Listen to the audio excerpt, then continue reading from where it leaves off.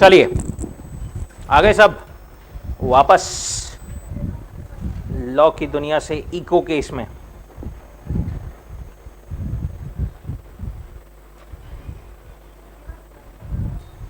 Don't worry, थोड़ा light रखेंगे आज अपन। डिमांड,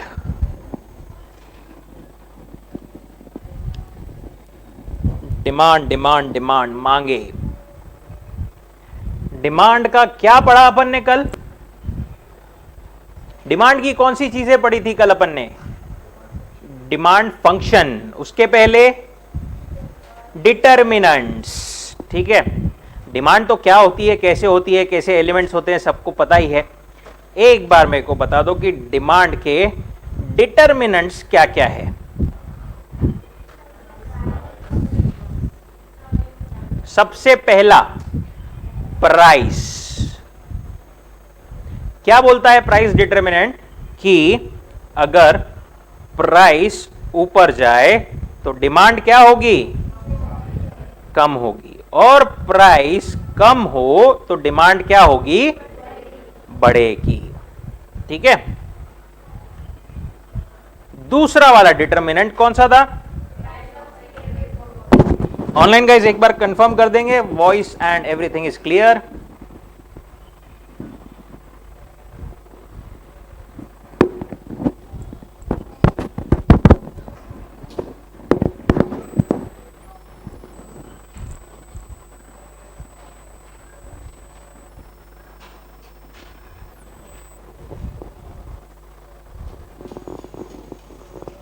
हेलो ऑनलाइन गाइज एक बार कंफर्म कर देंगे, now voice and everything is clear.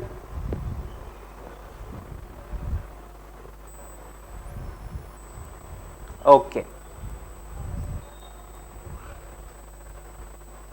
चलिए डिटर्मिनेंट्स ऑफ डिमांड देख रहे थे अपन। पहला प्राइस, प्राइस ऊपर गई तो डिमांड नीचे, प्राइस नीचे गई तो डिमांड ऊपर।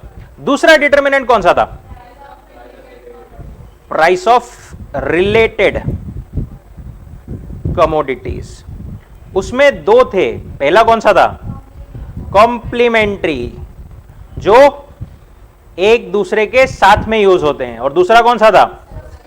सब्स्टिट्यूट, जो एक की जगह पर दूसरा यूज हो सकते हैं। कॉम्प्लीमेंट्री गुड्स की बात करें, कॉम्प्लीमेंट्री गुड्स की एक की डिमांड, कार एंड पेट्रोल की बात करें, कार की डिमांड अगर बढ़ी तो पेट्रोल की डिमांड क्या होगी? बढ़ेगी। कार की डिमांड कम हुई तो पेट्रोल की डिमांड क्या होगी? कम होगी। अब बात करते हैं प्राइस के रिलेशन में।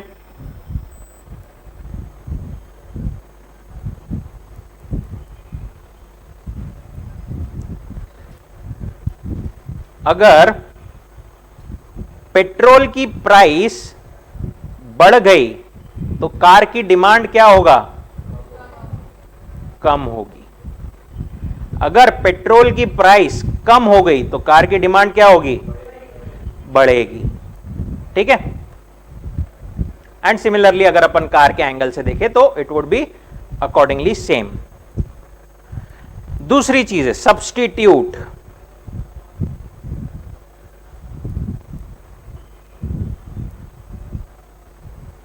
सब्स्टिट्यूट की बात करें,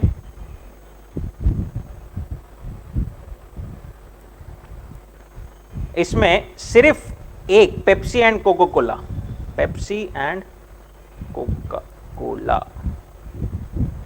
पेप्सी की डिमांड बढ़ने से कोका कोला के डिमांड का कोई रिलेशन है क्या इसमें? सब्स्टिट्यूट्स में वो काय में था? कॉम्प्लीमेंट्री में। ठीक है,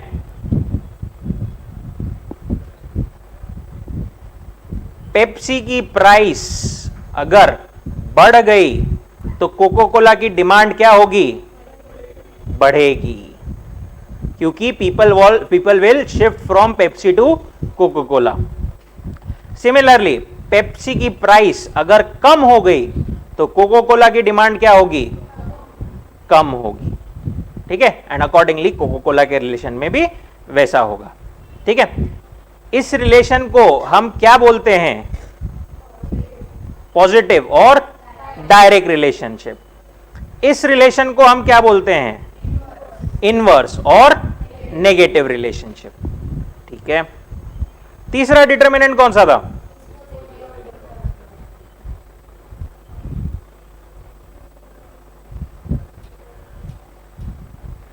डिस्पोजेबल इनकम। डिस्पोजेबल इनकम, अगर खर्चा करने के लिए जो पैसे हैं वो बढ़ गए तो मेरी डिमांड क्या होगी? बढ़ेगी। इनकम अगर कम होगी तो डिमांड क्या होगी? कम होगी। ठीक है, इसमें कुछ टाइप के गुड्स थे, कौन से? ये किसके लिए था? नॉर्मल गुड्स के लिए। दूसरा कौन सा था? इंफीरियर। इसमें क्या होता था? इनकम के बढ़ने के साथ डिमांड पहले थोड़ी बढ़ेगी, उसके बाद डिमांड उसके बाद में कम हो जाएगी। ठीक है, तीसरा कौन सा था? Luxurious.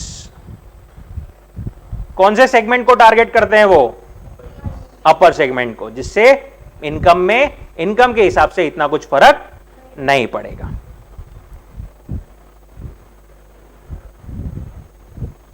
Fourth, taste and preferences. Taste and preferences के हिसाब से चेंजेस होते हैं। उसमें 4 इफेक्ट थे, कौन से? डेमोन्स्ट्रेशन, मतलब देखा देखी। उसके पास में है तो मुझे भी चाहिए, मैं भी ले सकता हूं। ठीक है, इस केस में प्राइस भले ही ऊपर जाए तो भी डिमांड बढ़ेगी। दूसरा वाला बैंड वैगन, ये भी क्या है? देखा देखी है, but because it is a trend, it is a fashion, हर कोई वो फॉलो कर रहा है।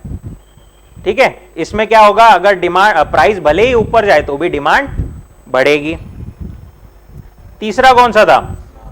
स्नॉब। इसकी क्या मेंटेलिटी थी? सबसे अलग, कुछ तो हो ऐसा जो ना हो एक जैसा। ठीक है, सब लोग डिमांड कर रहे हैं, भले ही उसकी प्राइस कम भी हो तो भी उसकी डिमांड क्या होगी? कम होगी उस पर्सन के रिलेशन में, वो नहीं बाय करेगा। एंड चौथा कौन सा था? वेबलेन इफेक्ट, जो कि क्या बोलता था? जो महंगा है वो अच्छा है, वो मेरा स्टेटस सिंबल बताता है। प्राइस ऊपर जाएगी, डिमांड भी बढ़ेगी। नेक्स्ट कौन सा था? Consumer expectation. ये क्या बोलता था? गोल्ड की बात करें अगर अपन, गोल्ड की प्राइसेस की एक्सपेक्टेशन है कि फ्यूचर में उसकी प्राइस बढ़ेगी, तो उसकी डिमांड अभी क्या होगा? बढ़ेगी। अगर फ्यूचर में उसका एक्सपेक्टेशन है कि प्राइस कम होगी तो अभी उसकी डिमांड क्या होगी? कम होगी। वैसे ही इनकम के बारे में था, अगर अपनी इनकम की एक्सपेक्टेशन ऐसी है कि अपने को फ्यूचर में बहुत पैसे आने वाले हैं, तो अभी डिमांड क्या होगी? बढ़ेगी। बहुत पैसा आने वाला है, खर्च हो रहे अभी, तो डिमांड बढ़ेगी। फ्यूचर में अगर ऐसा दिख रहा है इनकम अनसर्टन है, कुछ पता नहीं, कोविड का टाइम फॉर एग्जांपल, तो उस केस में डिमांड क्या होगी? कम होगी। ठीक है, और कौन सा था? Other factors. उसमें एक कौन सा था? पहला साइज ऑफ पॉपुलेशन, जहां की पॉपुलेशन ज्यादा, आबादी ज्यादा, वहां की डिमांड ज्यादा। दूसरा कौन सा था? एज डिस्ट्रीब्यूशन, जिस एज के लोग ज्यादा है उस एज के रिलेवेंट गुड्स ज्यादा। तीसरा कौन सा था? National income distribution,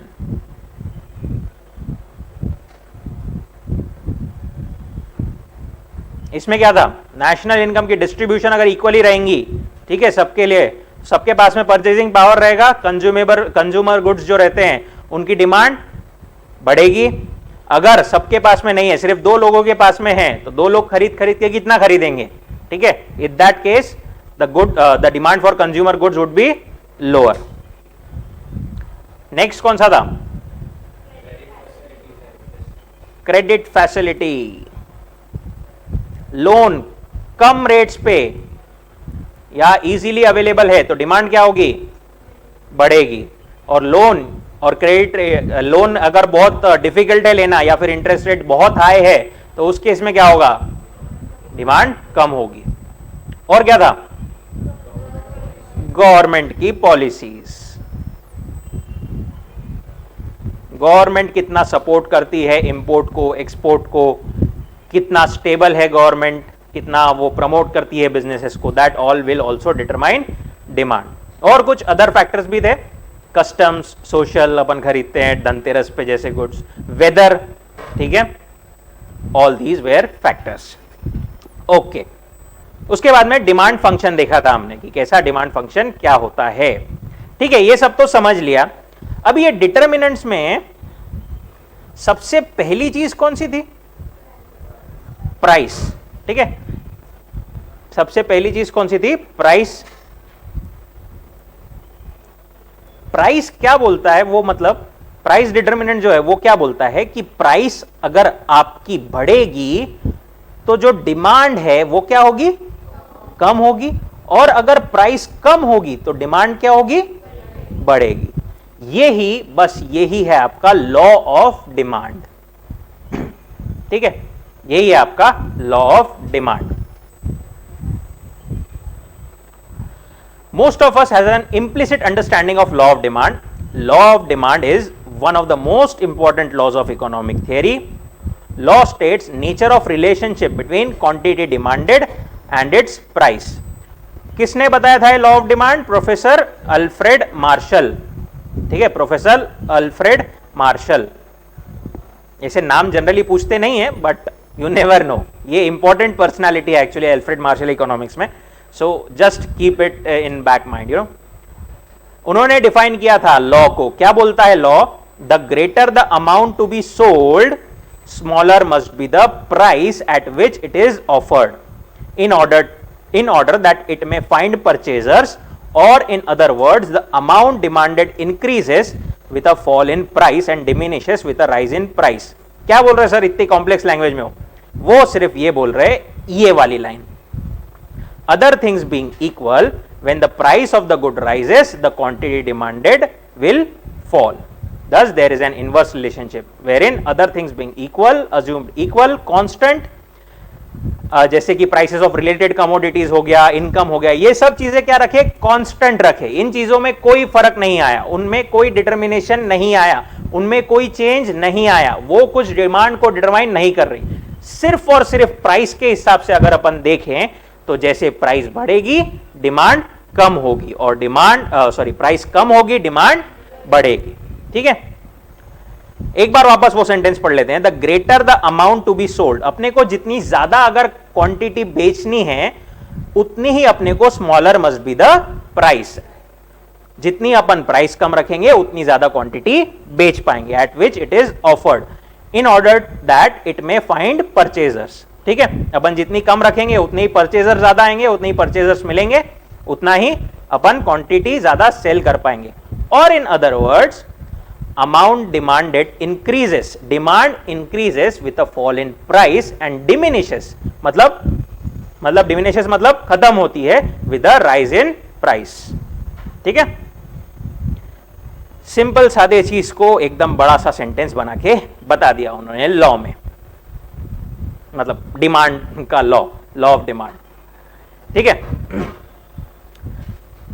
other things which are assumed to be equal or constant are the prices of related commodities, income of customers, taste preferences, and all other factors that price which influence demand.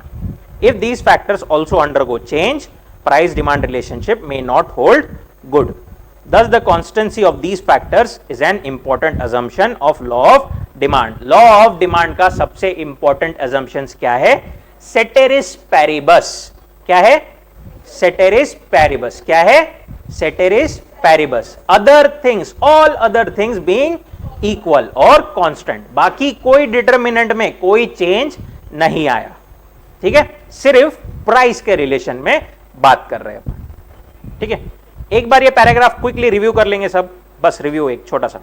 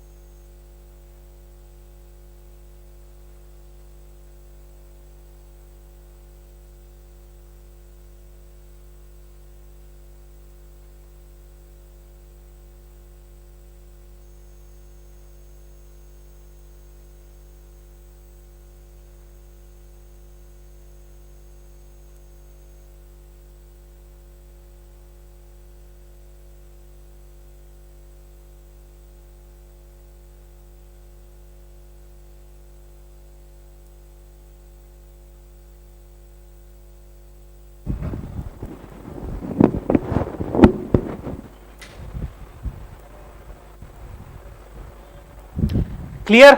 कोई doubt? पक्का? Okay.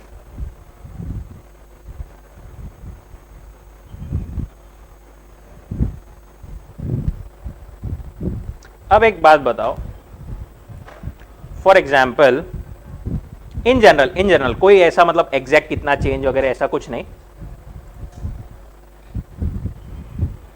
Simply एक mister A है, ठीक है, चलो miss ए पकड़ते, हर बार अपन mister ही पकड़ते, ठीक है, मिस ए है एंड क्या चीज पसंद है आपको? बताइए आपको क्या पसंद है सबसे ज्यादा खाने में? फूड तो फूड और कोई और फूड के अलावा कुछ और भी खाता क्या कोई?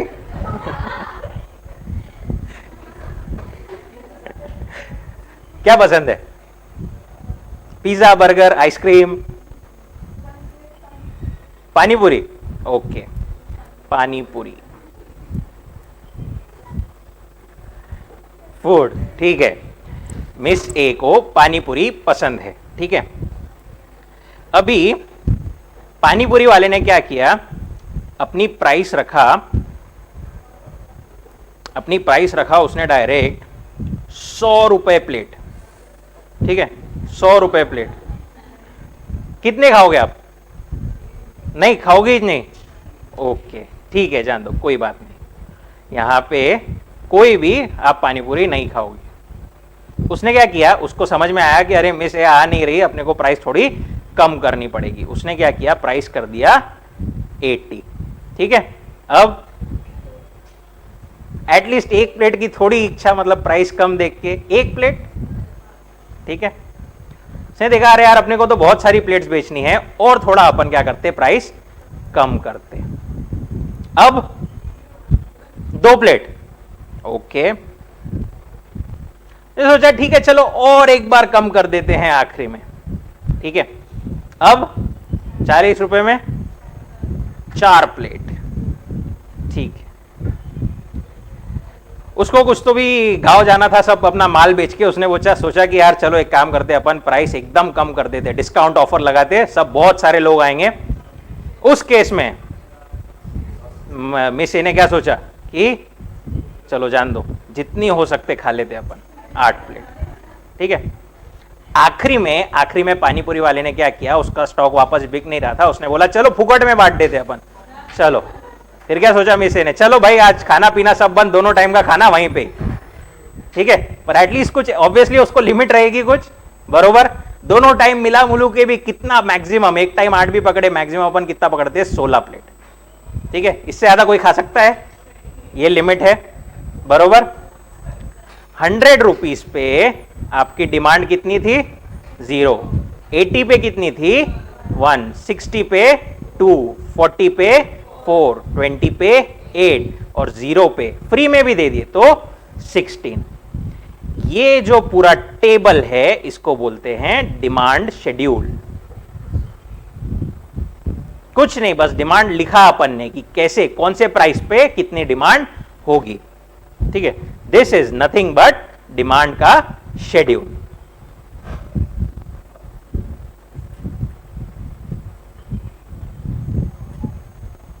The demand schedule is a table showing quantities of a good that buyers would choose to purchase at different prices.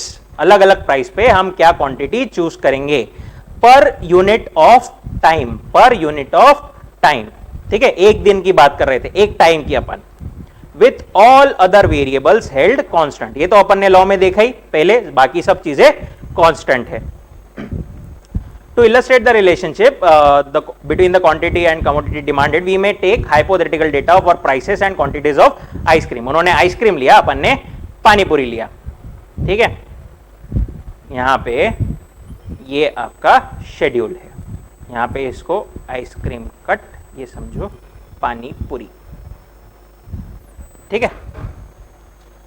0 इस पे 60, 2 रुपए, सॉरी 60 रुपीज पे 0, 50 पे 2, 40 पे 4, 30 पे 6। जैसे जैसे अपनी पानीपुरी की प्राइस कम होते जा रही, वैसे वैसे अपनी डिमांड क्या होते जा रही, बढ़ते जा रही, ठीक है।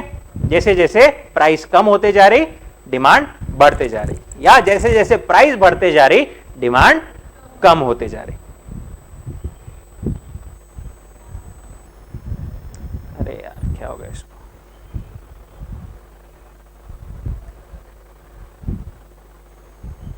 ठीक है।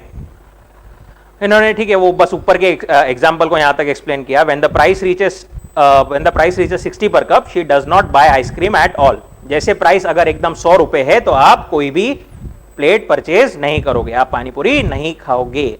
The above table depicts an inverse relationship between the price and quantity of ice cream demanded. We may note that the demand schedule obeys the law of demand as the price ceteris paribus increases, quantity demanded falls। ठीक है। अब एक और चीज बताओ, ठीक है, सबने 10th पास करके आए ना यहां पे, ऑब्वियसली 10th 12th, ठीक है। उसमें एक चीज होती थी, एक सब्जेक्ट होता था पहले तो मैथ्स। मैथ्स में क्या रहता था, दो अलग अलग क्या रहता था, अलजेब्रा एंड ज्योमेट्री। ज्योमेट्री में ग्राफ पेपर नाम का कुछ ध्यान में है, धुंधला सा क्या था अपने पास, ठीक है, ये तो ऑब्वियसली पता होगा, मैंने इसे बता रहा आपको। वो वैसे सब उस पे लाइन रहती, ग्रीन कलर का रहता, ठीक है। अगर वो ग्राफ पेपर पे अपन समझो क्या कर रहे हैं, एक ड्राइंग कर रहे हैं, ठीक है,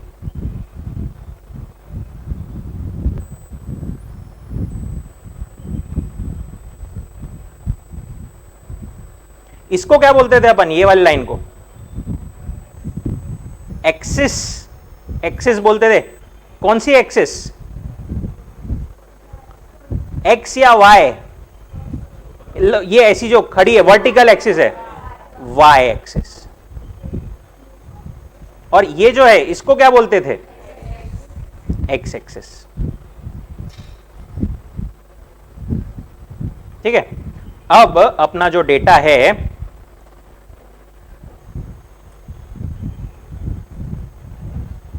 इधर नहीं है डेटा, किधर गया अपना, ये अपन क्या करते, यहां पर जो है y एक्सिस पे अपन लेते प्राइस, ठीक है, और यहां पर क्या लेते, x एक्सिस पे क्वांटिटी डिमांडेड, क्वांटिटी डिमांडेड, ठीक है। प्राइस कहां से चालू की थी अपन ने, 0, यहां पे तो ऑब्वियसली 0 रहेगा,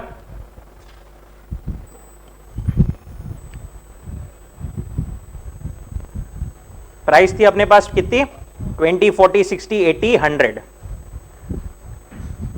20, 40, 60, 80 एंड 100, ठीक है। क्वांटिटी डिमांडेड कितनी कितनी थी अपनी, 0, 1, 2, 4, 8, 16,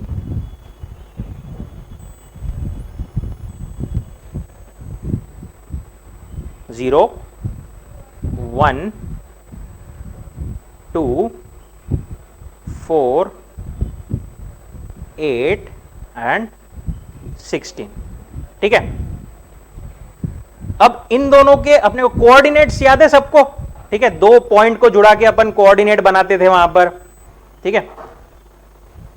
अब ये बताओ कि 20 रुपए पे, 20 रुपए की 20 रुपए की प्राइस पे कितनी क्वांटिटी डिमांडेड थी, 16, बरोबर, ये एक पॉइंट हो गया।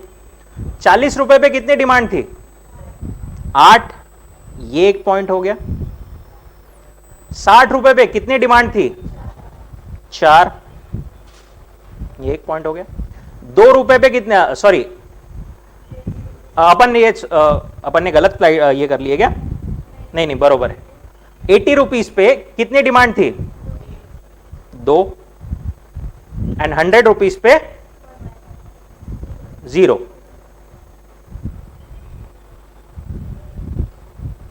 80 पे 1 थी, 60 पे 2 थी।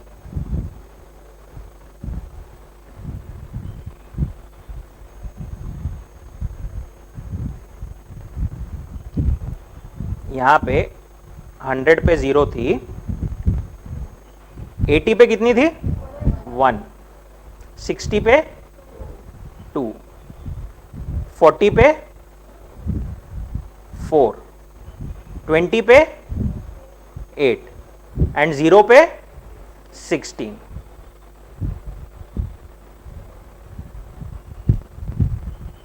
जीरो पे 16। ये अपने को कोऑर्डिनेट्स मिल गए, ठीक है। इन कोऑर्डिनेट्स को अगर अपन ज्वाइन करें तो ये जो लाइन अपने को मिलती है, ये line is nothing but our demand curve, ठीक है। इसको थोड़ा अच्छे से बना लेते हैं। अब ये y एक्सिस थी, ये x एक्सिस थी, यहां पर प्राइस थी, यहां पर क्वांटिटी थी। आपकी जो कर्व है वो कुछ ऐसी दिखेगी, ठीक है। This is what your demand curve, ठीक है। अभी सर इसको कर्व क्यों बोलते हैं? ये तो मतलब एकदम स्ट्रेट लाइन दिख रही है।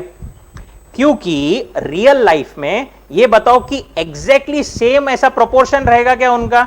कुछ तो भी अलग अलग रहेगा, बरोबर। इतने प्राइस पे इतना, इतने प्राइस पे इतना, पर वो ऑब्वियसली प्राइस बढ़ते बढ़ते कम होती जाएगी, ठीक है। पर एग्जैक्ट सेम क्वांटिटी से कम होगी क्या? जरूरी है क्या? नहीं होगी। इसलिए एक्चुअल रियल लाइफ में जब अपन देखते हैं ना, तो डिमांड कर्व कुछ तो भी दिखती है ऐसी, ठीक है। इट्स अ कर्व बेसिकली, ठीक है। This is your demand curve.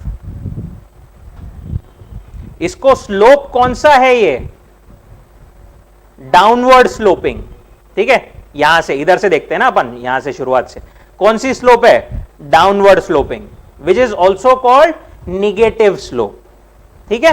कौन सा स्लोप है? Negative slope.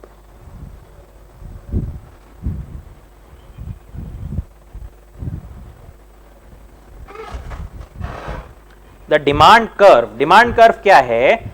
Demand curve is a graphical presentation of demand schedule. Vertical axis of the graph measures the price per unit of the good. Horizontal मतलब x वाली measures the quantity of the good, which is usually expressed in some physical measure per time period. By plotting each pair of values on a point of graph, joining the resulting points, we get individual's demand curve for a commodity. ठीक है? It shows relationship between quantities that the buyers are willing to buy and the price of good.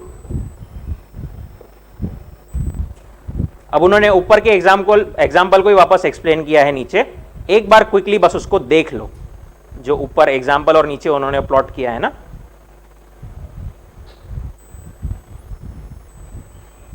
उसको quickly बस एक बार देख लो।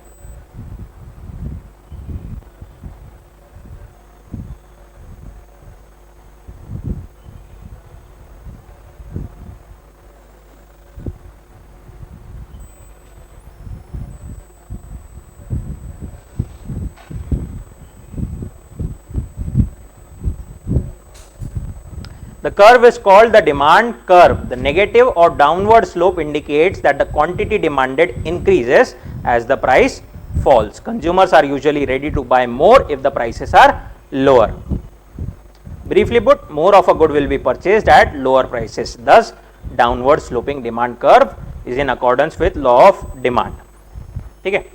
Now the slope of a demand curve is delta P, negative delta P by delta Q. सबसे पहली चीज तो इसको क्या बोलते हैं मैथमेटिकल टर्म्स में पता है? क्या बोलते हैं? डेल्टा। डेल्टा मतलब चेंज, कितना चेंज है बेसिकली, ठीक है। अब अगर अपन ग्राफ पे एक पॉइंट ये रहेगा, समझ लो अपना, ठीक है, एक पॉइंट ये रहेगा, एक पॉइंट ये रहेगा, ठीक है, प्राइस, और ये क्या है? क्वांटिटी, ठीक है। तो ये स्लोप कैसा है ये देखने के लिए अपने को क्या देखना पड़ेगा कि प्राइस में कितना चेंज आया है और उसके वजह से क्वांटिटी में कितना चेंज आया है, ठीक है। ये प्राइस यहां से यहां गई, ठीक है, तो क्वांटिटी जो है वो यहां से यहां आई, कम आई, ठीक है। ये देखना पड़ेगा अपने को।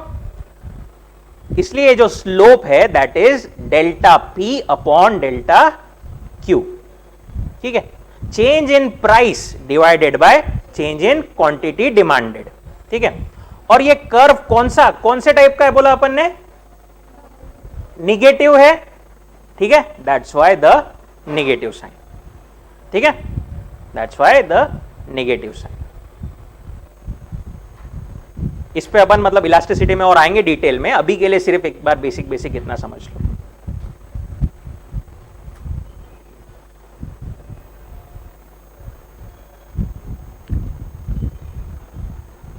The demand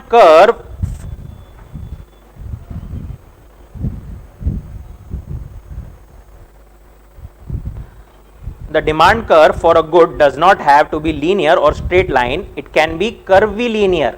It can be curvilinear. It can be a smooth curve, meaning its slope may vary along the curve. Slope हो सकता है कहीं पे ज्यादा हो, कहीं पे कम हो, जैसे जैसे प्राइस के हिसाब से क्वांटिटी चेंज होगी उस हिसाब से।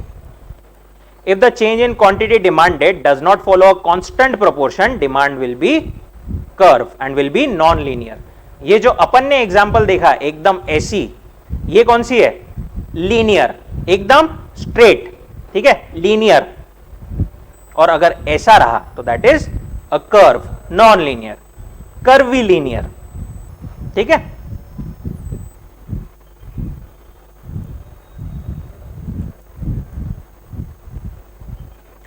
अब यही चीज को जो अपन ने मार्केट डिमांड और डिमांड शेड्यूल देखा और कर्व देखा, वो किसके लिए दिखा? सिर्फ एक मिस ए के लिए, ठीक है। अगर वो चीज अपन समझ ले, फॉर एग्जांपल आपके लिए देखा अभी, अब वो पानीपुरी की डिमांड पूरे क्लास के लिए अगर अपन देखें, ठीक है, तो सबकी डिमांड अलग अलग रहेगी हर एक प्राइस पे, ठीक है।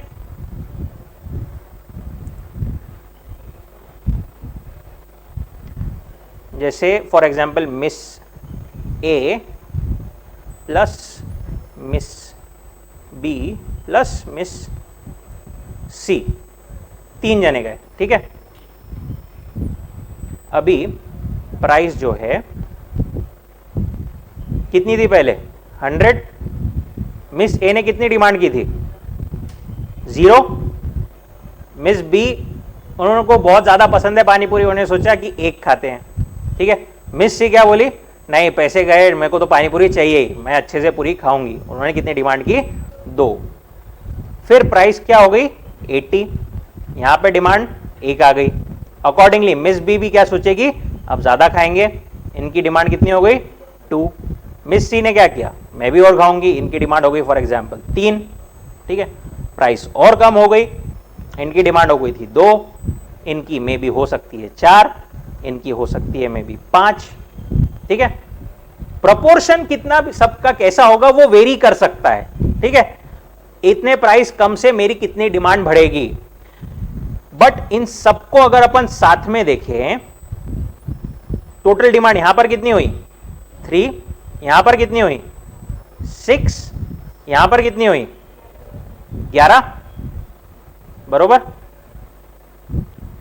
अब इसी चीज को अगर अपन वापस ग्राफ पे प्लॉट करें, ये अपना जो ऊपर हुआ ये हो गया अपना मार्केट का डिमांड शेड्यूल। अपन ने ऊपर किसका देखा था? इंडिविजुअल का। ये हो गया अपना ऊपर मार्केट का डिमांड शेड्यूल। अब इसी को अगर अपन यहां पे प्राइस, यहां पे क्वांटिटी, ठीक है, 100, 80 एंड 60, यहां पे कितनी डिमांड थी? 3, यहां पे कितनी थी टोटल? 6, यहां पे कितनी थी? 11, ठीक है। 100 पे 3, 80 पे 6, सॉरी 80 पे 6 एंड इतने 60 पे 11। This can be like this. वो मतलब कर्व ऐसा हो बरोबर हुआ नहीं, but it can be like this. तो जो हमारा रिलेशनशिप है बेसिकली वो डाउनवर्ड स्लोपिंग ही रहेगा, ठीक है।